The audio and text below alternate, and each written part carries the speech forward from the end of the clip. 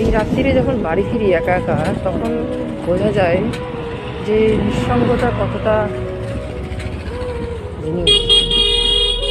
একা থাকা, এই রাত্রিবেলা কি সুন্দর একা একা যাওয়া, কোনো গাড়ি ঘোড়া নেই, কিছু নেই, রাতের ওই চাঁদ টিম টিম করে জ্বলছে। আর কি কখনো কখনো মনে হয় যে অতীতের দিনগুলো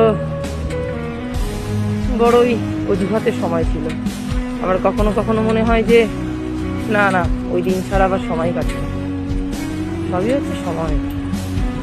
কালের পরিবর্তনে যখন মানুষ পরিবর্তন হয়ে যায়, তখন সব কিছুই পরিবর্তন হয়ে যায়।